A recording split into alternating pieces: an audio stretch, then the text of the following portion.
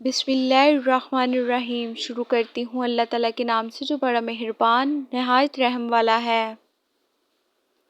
رسول اللہ صلی اللہ علیہ وسلم نے ارشاد فرمایا، مومن کا مرض اس کی خطاؤں کا کفارہ ہوتا ہے۔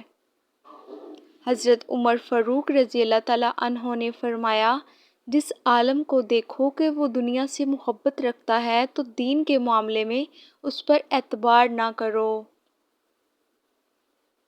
حضرت ابوبکر صدیق رضی اللہ تعالیٰ عنہ نے فرمایا، جو اللہ کے کاموں میں لگ جاتا ہے اللہ اس کے کاموں میں لگ جاتا ہے۔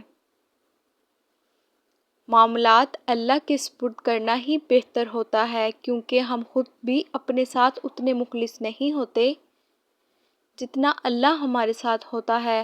تم مانگ کر تو دیکھو سچے دل سے، وہ تمہاری دنیا نہ بدل دے تو کہنا۔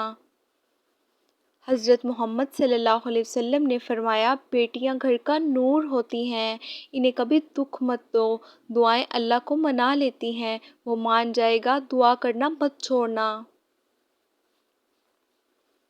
دو گھونٹ اللہ کو بہت پسند ہیں، ایک غصے کا، دوسرا صبر کا۔ اللہ کا شکر ادا کرنے والے کبھی مایوس نہیں ہوتے۔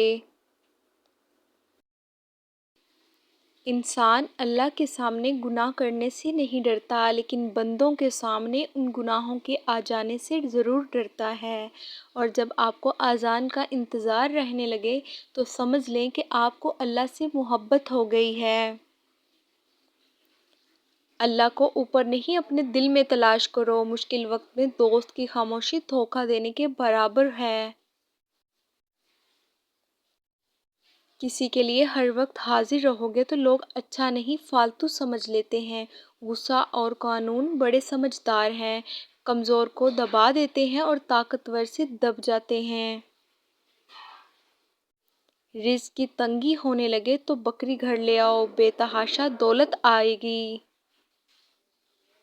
رزق اور موت کا خوف مت رکھو، یہ اللہ کا اختیار ہے، وہ جس کو چاہے عطا کرتا ہے۔ ہماری حوصلہ افزائی کے لیے چینل کو سبسکرائب کریں۔ جزاک اللہ۔